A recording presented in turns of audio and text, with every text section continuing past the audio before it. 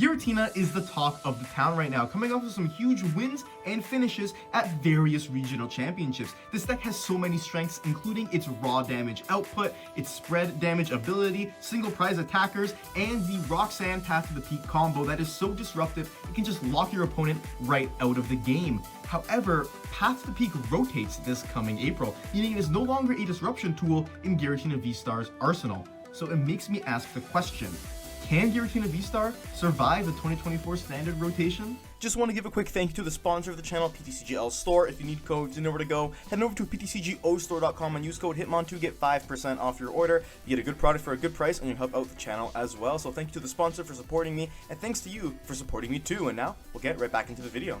What is going on, everybody? Hitmonchan here, back again with another Pokemon TCG rotation video. You guys seem to love these, and I love making them, so we're making one more right now, and that is Giratina VSTAR.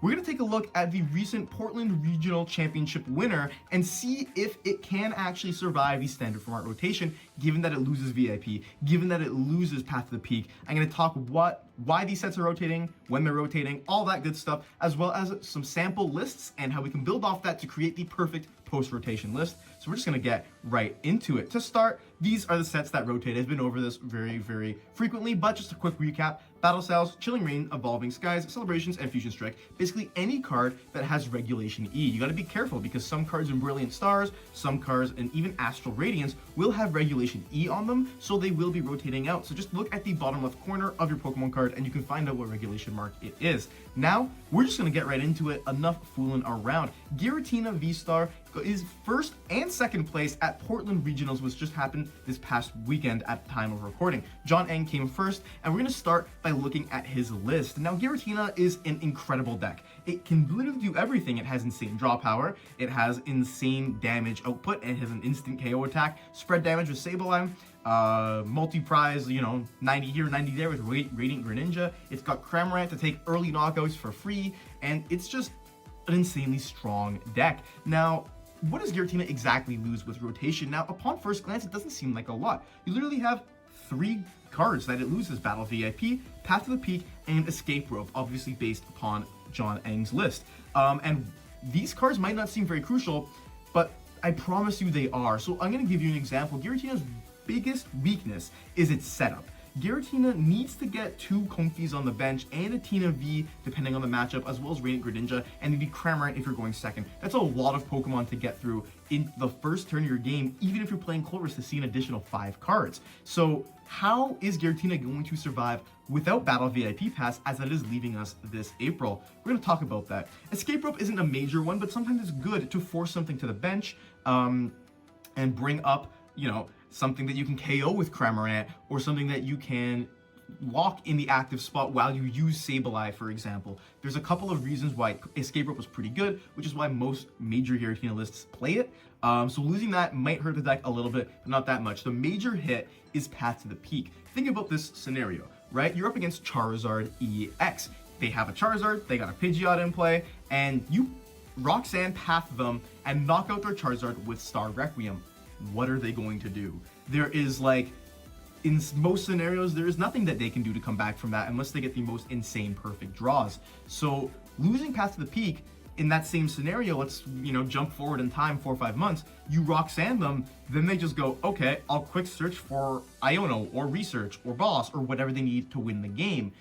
And then you're kind of just faltering your main power of this deck. Think about any matchup against Mew, against Miraidon, against Genpao, against Charizard, against the Giratina Mirror. Path to the Peak and Roxanne are like the match made in heaven. That's why there's 3 Path in this list and 2 Roxanne, because you want to be doing this as much as you can. It's just an insanely strong combination. We're going to take a look at the second place list as well from Portland, because it's a little bit different. It doesn't play Manaphy like John does. It plays the TM Devolution, unlike John, and it plays the Escape Rope still, but it has more copies, more paths, etc. So this is Samuel Hughes' second place Portland list that we're taking a look at right here on screen, and it loses all the same cards, obviously, but it's important to note TM Devolution, it's still 2 Roxanne, still 4 Colress, obviously, still 2 Pokegear, so there's a lot of consistencies and a lot of similarities with this list, but one less water energy, no mana fee, one additional path to the peak, that kind of stuff is a little bit different.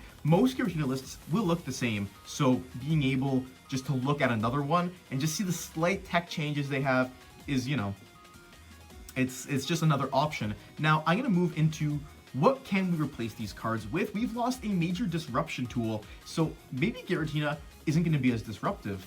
Let me explain why. First off, I want to consider the Lost Vacuum alternative. Now, my friend Mitch and Chicken Daniel, who has appeared on the channel multiple times, actually is the one that kind of put this idea into my head.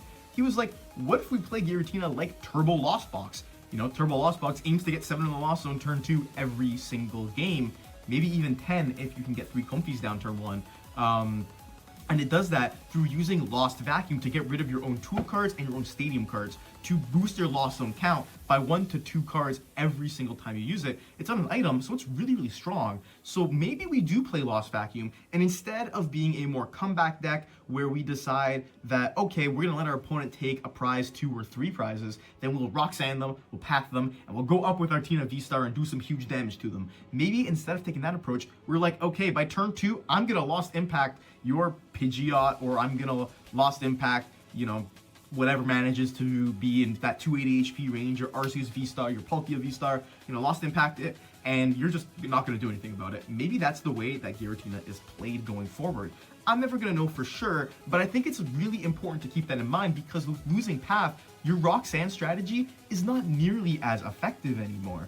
Another card that literally just got revealed like 2 days ago at time of recording is Buddy Poffin. This is basically our Battle VIP past reprint, so this is my little disclaimer. Any of the past decks I've done, you know, Guardy, Zard, anything that uses basic Pokemon that need to evolve into EXs, yeah, they're playing Buddy Poffin, and that's going to be a 4 of. It's basically Battle VIP, but a little bit more balanced in my opinion. It says search your deck for up to 2 basic Pokemon with 70 HP or less, and put them right onto your bench, then shuffle your deck. Now, there's a couple things that are different about this card. First one being, you can't use it with your big basics like Roaring Moon or Chien-Pao or anything like that, or even Giratina V in this case. So that's important to note. Second thing, though, is you can play it at any point during the game, not just your first turn, which makes the comeback potential of certain decks a little bit better, and stage 2 setup decks just, you know, feel that much more consistent, and it's really going to help them out, which is a really, really good sign. So Buddy Poffin is definitely going to be included in this list because being able to get 2 comfies out at any point in the game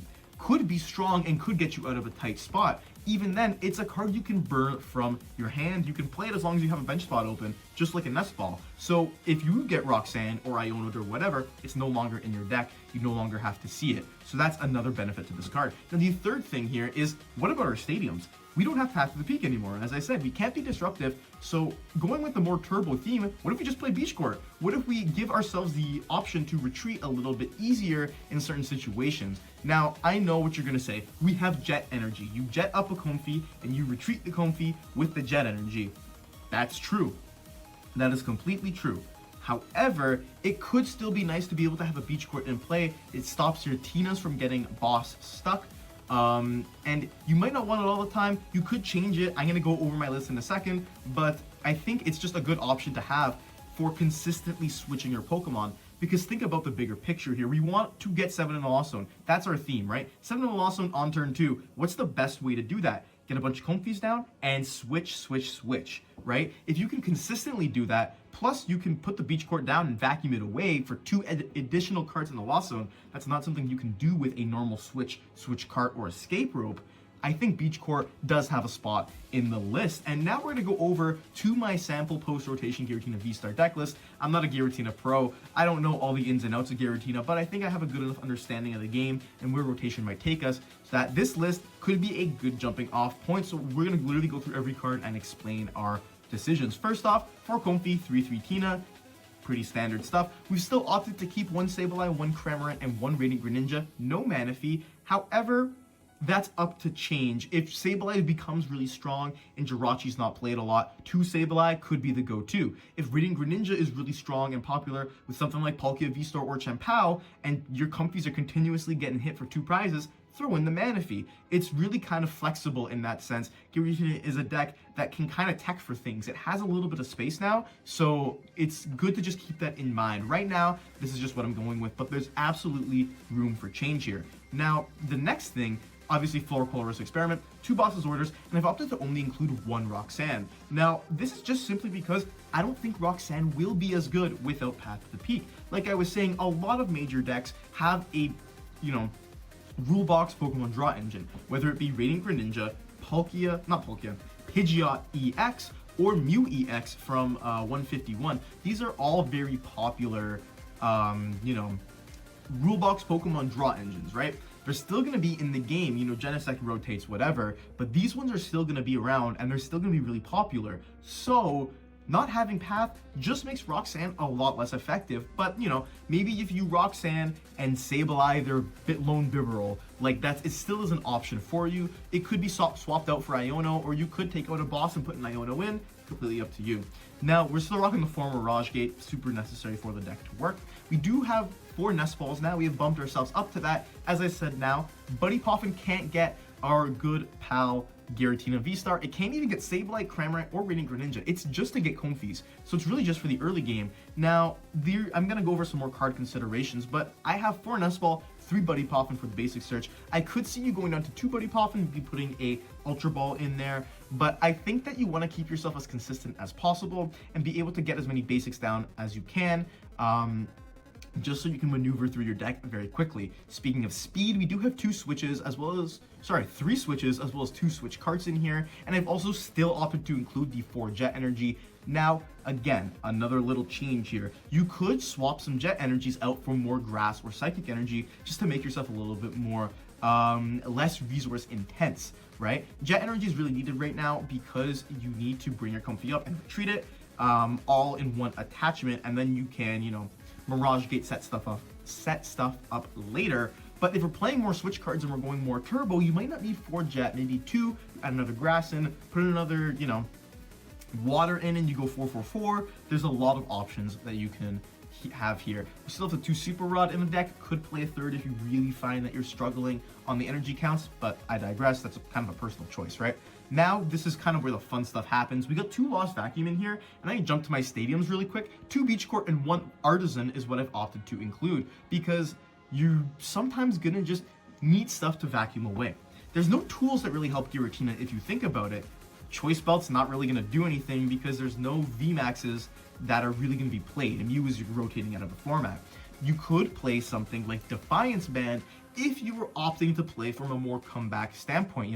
Don't forget, we're opting to go turbo. We want to take those first prize cards. So Defiance Band doesn't really make sense. Vitality Band isn't really needed either, and we're losing Justified Gloves, which could, do more damage against like Charizard or something, right? Like, we're losing a lot of those damage boosting tools, or they're just not relevant anymore. So I've opted to just go heavier on the stadiums and also include the Technical Machine Devolution in here as well, because this is going to be your key against Charizard. Roxanne Path isn't a thing, but Roxanne TM Devo can be equally as destructive. Take into account if they have a Charmeleon and a Charizard and a Pidgeot in play, right? And you devolve all of them, you're Roxanning them to a hand where you're forcing them to find a rare candy, or they have to play an Iono, and they Iono all those cards to the bottom of their deck, making it that much harder. So there's a lot of things that Devo can do in here. You might even bump that up to 2. You could go 2 Beach Court, 2 Devo, or 2 Devo, 1 Beach Court, 1 Artisan.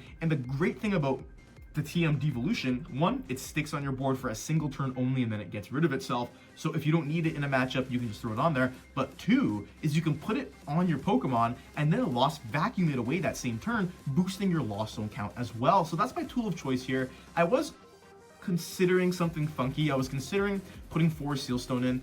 I know Star Requiem, I know. But to get you out of a tight spot, I was considering that.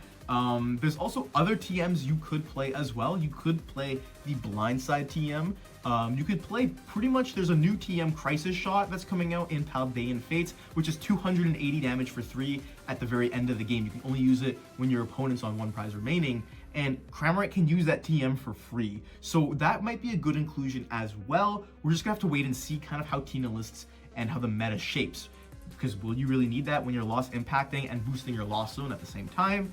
Who knows, right? I could see that coming into this list as well. And in terms of, our gusting options, we have 2 Boss, we have 1 Counter Catcher, and I've also included the A-Spec Prime Catcher in here as well, because it also acts as a switch out, which can bring a Comfey into the active, then you switch it, then you jet energy, and you're also gusting something at the same time. So Prime Catcher I think is gonna be really strong in Giratina because it allows you to be more aggressive and use something like Roxanne. Instead of having to use Counter Catcher from behind, you can use Prime Catcher from ahead and Prime Catcher Roxanne Sableye, for example, and get rid of their draw engine. That's an option that you have as well. In terms of energies, 4 Jet, 4 Psychic, 3 Water, 3 Grass. That's what I've opted to go for here. Realistically, you're going to be lost impacting once, twice max per game. So having like this energy layout, as long as you could manage your resources properly, is completely fine. Like I said, you could get rid of some jets and put in another grass and maybe another water if you really wanted to. That is an option as well.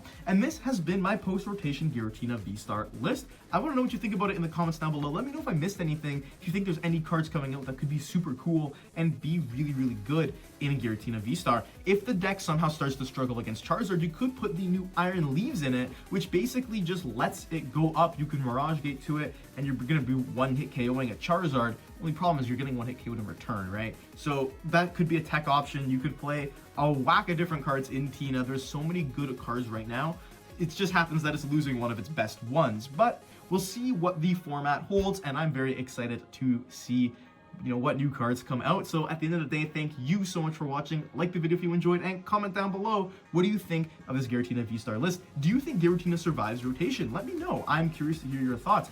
I think it survives, but it's not going to be S tier. I think it's dropping down to like A, maybe B tier, at least from the cards we have revealed. The deck is still good. It can still beat basically anything, but it loses its most powerful combo, and I think that's something that really needs to be taken into consideration here. And subscribe to the channel. I'm posting multiple Pokemon trading card game videos every single week. And yeah, until next time, thank you so much for watching. Hitmonchanning out.